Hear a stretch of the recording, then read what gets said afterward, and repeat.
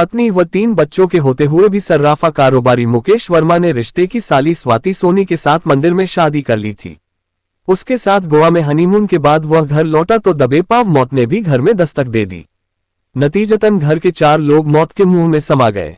आखिर कैसे हुआ ये सब? पढ़ें ये दिलचस्प कहानी। प्लान के मुताबिक 10 नवंबर 2024 की सुबह 10 बजे मुकेश अपनी स्कूटी से घर से निकला। इसके बाद वह अपनी जान पहचान वाले 3 मेडिकल स्टोर्स पर गया और वहां से नींद वाली 15 गोलियां खरीदी। इन गोलियों को पीसकर उसने 4 पुड़ियां बना ली और अपने घर वापस लौट आया। इसके बाद शाम तक वह बीवी बच्चों से खूब हंसता बोलता बतियाता रहा। उन्हें मुकेश के प्लान की भनक तक नहीं लगी। रात 10 बजे मुकेश ने ऑर्डर कर 4 पिज्जा मंगवा लिए। बड़ी चालाकी से उसने पिज्जा में पिसी हुई नींद की गोलियों का पाउडर मिला दिया। पत्नी व बच्चे उस समय टीवी पर कोई मूवी देख रहे थे। रात 12 बजे के आसपास मूवी खत्म हुई तो सभी ने पिज्जा खाया। बच्चों को पिज्जा का स्वाद कुछ अजीब लगा तो उन्होंने आधा अधूरा पिज्जा ही खाया और बचा हुआ फ्रिज में रख दिया। पिज्जा खाने के बाद पत्नी रेखा, बेटी भव्या और बेटा अभीष्ट ग्राउंड फ्लोर वाले कमरे में पड़े पलंग पर जाकर लेट गए, जबकि दूसरी बेटी काव्या फर्स्ट फ्लोर वाले कमरे में जाकर पलंग पर लेट गई। नींद की गोलियों ने कुछ देर बाद ही असर दिखाना शुरू कर दिया। फिर एक के बाद एक सभी गहरी नींद के आगोश में समा गए। लेकिन मुकेश की आंखों से नींद कोसों दूर थी। रात 2 बजे मुकेश ने अपनी माशूका स्वाति से मोबाइल फोन पर बात की और सारी बात बताई। उसने स्वाति से फोन पर संपर्क बनाए रखने को भी कहा। स्वाति सुबह तक उसके संपर्क में रही। इधर पत्नी व बच्चे जब गहरी नींद में सो गए तो सुबह लगभग 4 बजे मुकेश ग्राउंड फ्लोर वाले कमरे में पहुंचा। उसने पलंग पर सो रही पत्नी रेखा, बेटी भव्या व बेटे अभीष्ट पर एक नजर डाली। फिर रस्सी का टुकड़ा, जिसे उसने पहले से ही कमरे में सुरक्षित कर लिया था, पत्नी रेखा 44 वर्ष की गर्दन में लपेटा और कसने लगा। नींद की आगोश में समाये रेखा चीख भी नहीं पाए और उसने दम तोड़ दिया। रेखा के बाद उसने बेटी भव्या 19 वर्ष और बेटा अभीष्ट 13 वर्ष को भी रस्सी से गला कसकर मार डाला। इसके बाद वह फर्स्ट फ्लोर पर कमरे में सो रही छोटी बेटी काव्या 17 वर्ष के पास पहुंचा और उसका भी रस्सी से गला कस दिया। पत्नी व बेटियों का गला कसने के बाद मुकेश ने बेटे अभीष्ट को भी नहीं बख्शा और उसे भी मौत की नींद सुला दिया। पत्नी व बच्चों की हत्या करने के बाद मुकेश ने प्रेमिका स्वाति से फोन पर बात की और उससे बताया कि उसने पत्नी व बच्चों की हत्या कर दी है। वह सुबह इटावा रेलवे स्टेशन पर आकर मिले और फोन पर संपर्क में रहे। मुकेश 3 घंटे तक लाशों के बीच बैठा रहा। इस बीच उसने बच्चों के गले में पड़ी सोने की चेन, पत्नी के गले में पड़ा मंगलसूत्र, चेन व दोनों हाथों से सोने की अंगूठियां निकालकर सुरक्षित कर ली। तिजोरी का लॉकर खोलकर उसमें रखी ज्वेलरी भी सुरक्षित कर ली। सुबह 8 बजे मुकेश ने दोनों कमरों का ताला बंद किया और कीमती सामान का थैला लेकर प्लान के मुताबिक रेलवे स्टेशन पहुंच गया। अपने किए गए प्रॉमिस के मुताबिक स्वाति रेलवे स्टेशन के बाहर मौजूद थी। चंद मिनट पहले ही वह कानपुर से इटावा ट्रेन द्वारा आई थी। मुकेश ने कुछ मिनट स्वाति से बात की, फिर कीमती सामान वाला थैला उसे थमा दिया। इसके बाद दोनों बस स्टॉप आए। मुकेश ने स्वाति को कानपुर जाने वाली बस में बैठा दिया। बस में बैठते ही स्वाति ने अपना मोबाइल फोन स्विच ऑफ कर लिया। पुश्तैनी मकान में रहने वाले मुकेश के भाइयों ने सुबह मुकेश के दोनों कमरों में ताला लगा देखा तो था, लेकिन उन्होंने ज्यादा गौर नहीं किया। उन्होंने सोचा कि मुकेश परिवार के साथ कहीं घूमने फिरने गया होगा, 1-2 दिन में वापस आ जाएगा। मुकेश ने पुलिस से बचने का प्लान पहले से ही बना लिया था। उसी प्लान के तहत वह सिविल लाइंस कोतवाली पहुंचा। वहां टंगे बोर्ड से उसने सियोक सिटी अमित कुमार सिंह का फोन नंबर नोट किया। फिर दोपहर में गल्ला मंडी स्थित एक होटल पर भरपेट खाना खाया। यहीं पर उसने एक सुसाइड नोट तैयार किया। इस सुसाइड नोट में उसने अपने भाई अखिलेश वर्मा व सीलमपुर दिल्ली निवासी फुफेरे भाई मनोज कुमार वर्मा पर लाखों रुपया हड़पने और मांगने पर ताने मारकर जलील करने का आरोप लगाया तथा आत्महत्या करने को उकसाने का आरोप लगाया। इस नोट को लिखने के बाद गल्ला मंडी में ही एक ज्वेलर्स की दुकान पर उसने अपनी सोने की अंगूठी बेची। अंगूठी बेचने से उसे जो पैसे मिले उनमें से 700 रुपया सैलून वाले को तथा 1500 रुपया सोनू नाम के व्यक्ति को उधारी के दिए। सामूहिक हत्याकांड को अंजाम देने के बावजूद मुकेश विचलित नहीं हुआ। वह बेखौफ इटावा शहर की गलियों में घूमता रहा। शाम 6 बजे के बाद उसने अपने सारू भोपाल निवासी आशीष वर्मा तथा भिंड निवासी साले रविंद्र व सत्येंद्र से फोन पर बात की और हालचाल पूछा। उसने अपने भाइयों से भी फोन पर बात की, लेकिन किसी को महसूस नहीं होने दिया कि उसने 4 लोगों का मर्डर किया है। रात करीब 8:15 बजे मुकेश ने सुसाइड नोट का फोटो खींचकर सीओ सिटी अमित कुमार सिंह को व्हाट्सएप कर दिया तथा डायल 112 पर सूचना दी कि उसकी पत्नी व बच्चों ने सुसाइड कर लिया है। वह भी सुसाइड करने रेलवे स्टेशन जा रहा है। इसके बाद उसने बेटी काव्या व पत्नी रेखा के मोबाइल फोन के व्हाट्सएप स्टेटस पर मृतकों की फोटो लगाकर कैप्शन लिखा, ये सब लोग खत्म। और फिर उसने अपना मोबाइल फोन स्विच ऑफ कर लिया। इस स्टेटस को देखकर सगे संबंधी सन्न रह गए।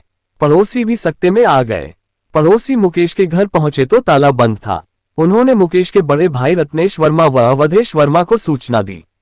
थोड़ी देर बाद दोनों भाई घर आ गए। उन्होंने पड़ोसियों के सहयोग से कमरों का ताला तोड़ा। अंदर का दृश्य देखकर सभी का कलेजा कांप उठा। रत्नेश वर्मा ने सूचना थाना सिविल लाइंस पुलिस को दी तो हड़कंप मच गया। सूचना पाते ही एसएचओ विक्रम सिंह चौहान पुलिस दल के साथ लालपुरा स्थित मुकेश वर्मा के घर आ गए। मामले की गंभीरता को समझते हुए उन्होंने सूचना पुलिस अफसरों को दी तो थोड़ी देर में मौके पर एसएसपी संजय कुमार वर्मा, एएसपी अभयनाथ त्रिपाठी तथा सीओ सिटी अमित कुमार सिंह भी आ गए। पुलिस अफसरों ने घटनास्थल को देखा तो सहम गए। 2 कमरों में 4 लाशें पड़ी थीं। दोनों कमरों में खून की एक बूंद भी नहीं थी। अब तक फोरेंसिक टीम भी आ गई थी और वह जांच में जुट गई थी। घर का मुखिया मुकेश वर्मा घर से नदारद था। पुलिस को पता चल गया था कि उसने डायल 112 पर पत्नी व बच्चों के सुसाइड करने की जानकारी दी, लेकिन वह स्वयं कहाँ है, जीवित भी है या नहीं, इसकी जानकारी न देकर उसने अपना मोबाइल फोन बंद कर लिया था। अब तक मीडिया को भी घटना की जानकारी मिल गई थी, इसलिए मीडिया कर्मियों की भी भीड़ जुट गई थी। पुलिस ऑफिसर इस स्थिति में नहीं थे कि वे बता सके कि मामला हत्या का है या आत्महत्या का। अतः उनके सवालों से बचने के लिए चारों शवों को इटावा के सदर अस्पताल पोस्टमार्टम के लिए भेज दिया। मुकेश की खोज में पुलिस ने उसके मोबाइल फोन को सर्विलांस पर लिया तो रात 8:20 पर उसकी लोकेशन इटावा रेलवे स्टेशन के पास मिली। उसके बाद उसका फोन बंद हो गया था। पुलिस की टीम इटावा रेलवे स्टेशन पहुंची। वहां पता चला कि मुकेश रेल से कटकर आत्महत्या करना चाहता था, लेकिन वह सफल नहीं हुआ। वह जीआरपी पुलिस की हिरासत में है। पुलिस टीम तब मुकेश को अपनी कस्टडी में लेकर थाना सिविल लाइंस आ गई। थाने में पुलिस अफसरों ने जब मुकेश से पूछताछ की तो उसने पहले से प्लानिंग कर बनाई गई कहानी पुलिस को बताई। उसने पुलिस अधिकारियों को बताया कि पिछले कई सालों से वह परेशान था। रिश्तेदारों को उसने 15 लाख रुपए उधार दिए थे जो वापस नहीं कर रहे थे। पैसा मांगने पर वे उसे जलील करते थे और ताने मारते थे। इस कारण उसे व्यापार करने में दिक्कत आ रही थी। धीरे धीरे घर खर्च का ज्यादा और आमदनी कम होती गई। इससे वह काफी समय से तनाव में था। टेंशन के चलते सिर्फ वह आत्महत्या करना चाहता था। उसने यह बात पत्नी रेखा को बताई तो वह बोली कि आत्महत्या के बाद उसका और बच्चों का क्या होगा। फिर पत्नी की सहमति के बाद उसने सभी को मारने के बाद आत्महत्या करने की योजना बनाई। वह करवा चौथ वाले दिन सभी को मारना चाहता था, लेकिन पत्नी ने उस दिन ऐसा करने से मना कर दिया, जिससे मौत टल गई।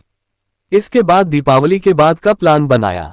11 नवंबर 2024 को बड़ी बेटी भव्या पढ़ाई के लिए वापस दिल्ली जाने वाली थी, इसलिए उसने एक दिन पहले ही सबको मारने का प्लान बनाया। प्लान के मुताबिक वह मेडिकल स्टोर से नींद की 15 गोलियां खरीद कर लाया।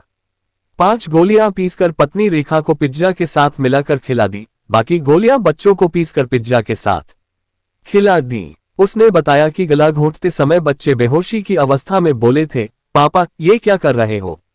तब मैंने उनसे कहा था कि मेरे मरने के बाद तुम लोग रह नहीं पाओगे, इसलिए मरना ही बेहतर है, और फिर गला घोंटकर सभी को मार डाला। मुकेश ने आगे बताया कि घटना को अंजाम देने के बाद वह दिन भर शहर की गलियों में भटकता रहा। रात 8:30 बजे वह इटावा रेलवे स्टेशन पहुंचा और सुसाइड के लिए पूर्वी छोर पर पटरियों के बीच लेट गया। मरुधर एक्सप्रेस उसके ऊपर से गुजर गई, लेकिन वह बच गया। जीआरपी ने उसे पकड़ा। जामा तलाशी में पुलिस को मुकेश से 2 मोबाइल फोन बरामद हुए। उन्हें पुलिस ने सुरक्षित कर लिया। मुकेश की निशानदेही पर पुलिस ने उसके घर से रस्सी का वह टुकड़ा बरामद कर लिया, जिससे उसने पत्नी व बच्चों का गला घोंटा था। पुलिस अधिकारियों ने पूछताछ के बाद उसकी बात को सच मानकर उसका बयान दर्ज किया, लेकिन अधिकारियों के मन में एक फांस चुभ रही थी कि मुकेश को यदि आत्महत्या करनी ही थी तो उसने घर में क्यों नहीं की। घटना को अंजाम देने के 16 घंटे बाद वह आत्महत्या करने इटावा रेलवे स्टेशन क्यों गया। वह भी बच गया। उसके शरीर पर खरोंच तक नहीं आई। उन्हें लगा कि दाल में कुछ काला जरूर है। 12 नवंबर 2024 को इस हत्या आत्महत्या प्रकरण की खबर प्रमुख अखबारों में छपी, जिसे पढ़कर लोग सन्न रह गए। शहरवासियों तथा सगे संबंधियों की भीड़ मुकेश के घर पर जुट गई। सहमति से आत्महत्या की बात न शहरवासियों के गले उतर रही थी और न ही परिवार तथा सगे संबंधियों की समझ में आ रही थी। पुलिस ने मामले की तह तक पहुंचने के लिए मुकेश के बड़े भाई एडवोकेट रत्नेश वर्मा, अवधेश वर्मा तथा मां चंद्रकला से पूछताछ की। उन्होंने बताया कि रिश्तेदारों व पड़ोसियों के फोन आने के बाद वह मुकेश के घर गए तो देखा कि लाशें पड़ी थीं। रत्नेश ने बताया कि मुकेश के घर में तनाव जैसी कोई बात नहीं थी। तनाव की बात उसने कभी उन्हें नहीं बताई। आर्थिक स्थिति भी कमजोर नहीं थी। वह सोने चांदी के व्यापार में अच्छा पैसा कमाता था। पता नहीं मुकेश ने ये कदम क्यों उठाया। अब तक मृतका रेखा का भाई भिंड निवासी सत्येंद्र सोनी भी बहन के घर आ गया था। उसने पुलिस ऑफिसरों को बताया कि उसने भांजी काव्या का स्टेटस देखा था जिसमें लिखा था ये सब खत्म। बहन और बच्चों की फोटो लगी थी। इसके बाद उसने सबको फोन लगाया लेकिन किसी का फोन नहीं लगा। यहां आकर पता चला कि बहन व बच्चों की हत्या हो गई है। सत्येंद्र ने आरोप लगाया कि बहनोई मुकेश शराब पीता था। औरत उसकी कमजोरी थी। बहनोई मुकेश ने ही प्लान के तहत उसकी बहन रेखा व उसके बच्चों की हत्या की है। सहमति से हत्या आत्महत्या की बात गलत है। सत्येंद्र ने यह भी बताया कि दीपावली के 2 दिन पहले उसकी बहन रेखा व बच्चे भिंड आए थे। तब रेखा ने न तनाव वाली बात बताई थी और न ही आर्थिक परेशानी की। वह हंसी खुशी से बच्चों के लिए पटाखे खरीद कर चली गई थी। पूछताछ के बाद एसएसपी संजय कुमार वर्मा ने दोपहर बाद 2 बजे पुलिस सभागार में प्रेस वार्ता की और मुकेश वर्मा को मीडिया के समक्ष पेश किया। पत्रकारों से रूबरू होते वक्त मुकेश को न कोई पछतावा था और न ही माथे पर कोई शिकन। साले सत्येंद्र ने भी मुकेश पर हत्या का आरोप लगाया था। अतः सिविल लाइंस थाने के एसएचओ विक्रम सिंह ने सत्येंद्र सोनी की तहरीर पर मुकेश वर्मा के खिलाफ भारतीय न्याय संहिता की धारा 103(1) तथा 61(2) के तहत रिपोर्ट दर्ज कर ली तथा उसे विधिसम्मत गिरफ्तार कर लिया। शाम 4 बजे उसे इटावा कोर्ट में पेश किया गया जहां से उसे जेल भेज दिया गया। पुलिस ने मुकेश को जेल जरूर भेज दिया था लेकिन सामूहिक हत्या आत्महत्या का मामला अब भी अधर में ही लटका हुआ था। पुलिस टीम ने जांच आगे बढ़ाई तो मुकेश के एक और झूठ का खुलासा हो गया। पता चला कि मुकेश ने आत्महत्या करने का नाटक किया था। मरुधर एक्सप्रेस ट्रेन उसके ऊपर से गुजरी ही नहीं थी। वह प्लेटफॉर्म नंबर 4 पर खड़ी मरुधर एक्सप्रेस ट्रेन के इंजन के आगे लेट गया था। गाड़ी चलने के पहले ही चालक की नजर उस पर पड़ गई थी। चालक ने तब उसे जीआरपी के हवाले कर दिया था। पुलिस की इस गुत्थी को सुलझाया मृतका रेखा की बहन राखी तथा उसके पति आशीष वर्मा ने, जो भोपाल से इटावा आए थे। आशीष वर्मा व राखी ने पुलिस को चौंकाने वाली जानकारी दी। राखी ने बताया कि उसके बहनोई मुकेश वर्मा का कानपुर बर्रा की रहने वाली तलाकशुदा महिला स्वाति सोनी से नाजायज रिश्ता है। वह महिला मुकेश की पहली पत्नी नीतू की रिश्तेदार है। रिश्ते में वह मुकेश की साली लगती है। इन नाजायज संबंधों की जानकारी रेखा को भी हो गई थी। वह इसका विरोध करती थी जिससे घर में कलह होती थी। बहन ने उसे कई बार फोन पर यह जानकारी दी थी। करवा चौथ पर रेखा ने मुकेश के मोबाइल फोन में स्वाति की तस्वीर देखी थी, तब खूब झगड़ा हुआ था। उसने बताया कि अवैध संबंधों के चलते ही बहनोई मुकेश ने प्री प्लान कर उसकी बहन रेखा व उसके बच्चों की हत्या की है। हत्या के इस प्लान में स्वाति भी शामिल है। उसने मुकेश को अपने प्रेमजाल में फंसा रखा है। अवैध रिश्तों में हुई सामूहिक हत्या का पता चलते ही पुलिस अधिकारियों के कान खड़े हो गए। उन्होंने जांच तेज कर दी। पुलिस को मुकेश के पास से 2 मोबाइल फोन बरामद हुए थे। पुलिस ने उनकी कॉल डिटेल्स निकलवाई तो पता चला कि घटना वाली रात 2 बजे से 5 बजे के बीच एक फोन नंबर सक्रिय था जिस पर मुकेश ने कई बार बात की थी। इस नंबर पर पहले भी उसकी बातें होती थीं। पुलिस ने उस मोबाइल नंबर की जानकारी जुटाई तो पता चला कि वह नंबर स्वाति सोनी निवासी विश्व बैंक कॉलोनी बर्रा कानपुर के नाम दर्ज है। एसएसपी संजय कुमार वर्मा ने स्वाति की गिरफ्तारी के लिए पुलिस टीम भेजी, लेकिन उसके घर पर ताला लगा था। पुलिस टीम तब खाली हाथ लौट आए। पुलिस ने उसकी टोह में खबरियों को लगा दिया। इधर सियोक सिटी अमित कुमार सिंह मुकेश के उस हस्तलिखित सुसाइड नोट की जांच कर रहे थे जिसे मुकेश ने उनके व्हाट्सएप पर भेजा था। जांच में यह बात सच निकली कि मुकेश के फुफेरे भाई मनोज वर्मा ने उसका लाखों रुपया हड़प लिया था। मांगने पर जलील करता था, झूठे मामले में फंसाने की धमकी देता था। इसके अलावा भाई अखिलेश ने भी उसके रुपए हड़प रखे थे। जांच पूरी होने के बाद सियोक सिटी ने उनकी गिरफ्तारी का जाल बिछाया। 15 नवंबर 2024 को सियोक सिटी अमित कुमार सिंह की टीम ने अखिलेश व मनोज वर्मा को बस स्टैंड इटावा से दबोच लिया। पूछताछ में दोनों ने गलत फंसाने का आरोप लगाया, लेकिन पुलिस ने उनकी एक न सुनी और दोनों को आत्महत्या करने को मजबूर करने के जुर्म में जेल भेज दिया। 20 नवंबर 2024 की दोपहर 12 बजे एसएचओ विक्रम सिंह चौहान को मुखबिर के जरिए जानकारी मिली कि मुकेश की प्रेमिका स्वाति इस समय अंबेडकर चौराहे के पास निर्माणाधीन रामनगर ओवरब्रिज के नीचे मौजूद है। वह कोर्ट में सरेंडर करने के लिए किसी वकील का वेट कर रही है। चूंकि मुखबिर की इंफॉर्मेशन खास थी, इसलिए पुलिस टीम रामनगर ओवरब्रिज के नीचे पहुंची और घेराबंदी कर स्वाति को गिरफ्तार कर लिया। उसे थाना सिविल लाइंस लाया गया। उसकी गिरफ्तारी की सूचना पर पुलिस अफसर भी थाने आ गए। पुलिस अफसरों ने स्वाति से पूछताछ की तो उसने बताया कि मुकेश वर्मा से उसका नाजायज रिश्ता था। पूछताछ के बाद इंस्पेक्टर विक्रम सिंह चौहान ने स्वाति सोनी के खिलाफ बीएनएस की धारा 103(1) तथा 61(2) के तहत रिपोर्ट दर्ज कर ली तथा उसे गिरफ्तार कर लिया। पुलिस जांच, मुकेश व स्वाति के बयानों तथा अन्य सूत्रों के आधार पर इस सामूहिक हत्याकांड की सनसनीखेज कहानी सामने में आई। उत्तर प्रदेश के इटावा शहर के सिविल लाइंस थाने के अंतर्गत एक मोहल्ला है, लालपुरा। इसी मोहल्ले में खुशीराम वर्मा सपरिवार रहते थे। उनके परिवार में पत्नी चंद्रकला के अलावा 6 बेटे रत्नेश, राकेश, अवधेश, मुकेश, अखिलेश व रघुवेश थे। खुशीराम वर्मा सर्राफा व्यापारी थे। इस व्यवसाय में उनका बड़ा नाम था। उन्होंने अपना हुनर बेटों को ही नहीं, रिश्तेदारों को भी सिखाया था। वे सभी इसी व्यापार से अपनी जीविका चलाते थे। खुशीराम वर्मा के बच्चे पढ़ लिख कर जवान हुए तो सभी किसी न किसी व्यापार में रम गए। बेटे कमाने लगे तो उन्होंने एक के बाद एक सभी बेटों का विवाह कर दिया। 3 मंजिला घर में उनके 4 बेटे अवधेश, मुकेश, अखिलेश व रघुवेश वर्मा अपने अपने परिवारों के साथ रहने लगे। जबकि सबसे बड़ा बेटा रत्नेश वर्मा, जो कि नोटरी वकील था, वह एआरटीओ ऑफिस के सामने नवविकसित कॉलोनी में परिवार सहित रहता था। उससे छोटा राकेश वर्मा सपरिवार गालीपुरा मोहल्ले में रहता था। उसकी वहीं स्थित चारा मार्केट में सर्राफा की दुकान तथा पालिका बाजार में कपड़े की दुकान थी। खुशीराम वर्मा के चौथे नंबर का बेटा था मुकेश। उसकी शादी नीतू से हुई थी। शादी के 1 साल बाद नीतू ने एक बेटी को जन्म दिया, जिसका नाम उसने भव्या रखा। भव्या 2 साल की थी तभी उसकी मम्मी नीतू का निधन हो गया। वह कैंसर से पीड़ित थी। पत्नी की मौत के बाद मुकेश को बेटी के पालन पोषण की समस्या हुई तो उसने सन 2006 में रेखा से दूसरी शादी कर ली। रेखा भिंड शहर कोतवाली के मोहल्ला झांसी की रहने वाली थी।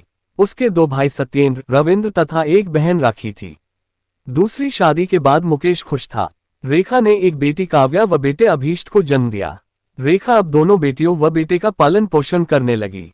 बच्चे कुछ बड़े हुए तो तीनों बच्चे ज्ञानस्थली स्कूल में पढ़ने लगे। मुकेश वर्मा सर्राफा व्यापार का मंझा हुआ खिलाड़ी था। सर्राफा की दुकान पर उसका छोटा भाई रघुवेश बैठता था। मुकेश दिल्ली से सोना चांदी के आभूषण लाता था और इटावा, औरैया, मैनपुरी के व्यापारियों को सप्लाई करता था। उसका बिजनेस कानपुर तक फैला था। इस व्यवसाय से उसे लाखों रुपए की कमाई होती थी। वर्ष 2019 में मुकेश अपनी पत्नी रेखा के साथ मथुरा वृंदावन घूमने गया।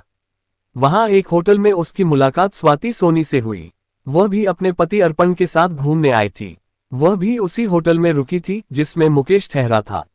दोनों के बीच बातचीत शुरू हुई तो रिश्तेदारी खुल गई। स्वाति मुकेश की पहली पत्नी नीतू की मौसी की बेटी निकली। इस नाते मुकेश और स्वाति के बीच जीजासाली का रिश्ता बन गया। स्वाति मुकेश के रहन सहन से प्रभावित हुई। लौटते समय दोनों ने एक दूसरे को अपने फोन नंबर भी दे दिए। स्वाति सोनी बर्रा, कानपुर की रहने वाली थी। उसकी शादी 2007 में जालौन के उरई कस्बा निवासी अर्पण से हुई थी। अर्पण प्राइवेट नौकरी करता था। उसकी आर्थिक स्थिति ज्यादा अच्छी नहीं थी। वह शराब का लती भी था। स्वाति उससे खुश नहीं थी। खर्चे पूरे न होने के कारण स्वाति और अर्पण के बीच अक्सर झगड़ा होता रहता था। स्वाति पहली ही नजर में मुकेश के दिलो दिमाग पर छा गई थी, इसलिए वह उसकी ससुराल जाने लगा। मोबाइल फोन पर भी दोनों की रसभरी बातें होने लगीं। जल्दी ही दोनों के बीच दूरियां कम हो गईं और उनके बीच नाजायज रिश्ता बन गया। मुकेश ने स्वाति के पति अर्पण से भी दोस्ती कर ली और उसके साथ शराब की पार्टी करने लगा। लेकिन एक रोज भांडा फूट गया जब अर्पण ने दोनों को रंगे हाथ पकड़ लिया। अर्पण ने स्वाति को जमकर पीटा। तब स्वाति रूठकर मायके बर्रा कानपुर आ गई। साथ में बेटे को भी ले आए। बाद में पति अर्पण से उसका तलाक हो गया। स्वाति मायके में आकर रहने लगी तो मुकेश का वहां भी आना जाना शुरू हो गया। मुकेश जब भी बिजनेस के सिलसिले में आता, स्वाति के घर पर ही रुकता। रात में उसके साथ रंगलियां मनाता। मुकेश ने बर्रा में ही उसे ब्यूटी पार्लर खुलवाया ताकि वह कुछ पैसा कमा सके, लेकिन स्वाति ब्यूटी पार्लर चला नहीं पाए। कुछ समय बाद स्वाति के कहने पर मुकेश ने बर्रा की विश्व बैंक कॉलोनी में एक मकान खरीद लिया। इस मकान में स्वाति मालकिन बनकर रहने लगी। यही नहीं, मुकेश ने खाड़ेपुर में स्वाति को सर्राफा की दुकान भी खुलवा दी। इस दुकान पर मुकेश भी बैठता था। पूछने वालों को स्वाति मुकेश को अपना पति बताती थी। मुकेश अब कई कई दिनों तक बर्रा में ही रुकने लगा था। स्वाति बहुत चालाक थी। उसकी नजर मुकेश की धन दौलत पर टिकी थी, इसलिए वह मुकेश को रिझाने में कोई कसर नहीं छोड़ती थी। स्वाति मुकेश के प्यार में इतनी अंधी हो गई थी कि वह उसके साथ शादी रचा कर जिंदगी भर तक साथ रहने का सपना देखने लगी थी। अपना सपना पूरा करने के लिए स्वाति ने मुकेश के सामने शादी का प्रस्ताव रखा तो वह राजी हो गया। मुकेश ये तक भूल गया कि वह शादीशुदा और 4 बच्चों का बाप है। मुकेश के राजी होने के बाद स्वाति ने उसके साथ मंदिर में विवाह कर लिया। फिर वह हनीमून के लिए मुकेश के साथ गोवा चली गई। वहां से सप्ताह भर बाद मौजमस्ती करने के बाद दोनों लौटे। एक रोज रेखा ने पति के मोबाइल फोन में स्वाति की फोटो देखी तो उसका माथा ठनका। उसने गुप्त रूप से जानकारी जुटाई तो पता चला कि दोनों के बीच नाजायज रिश्ता है।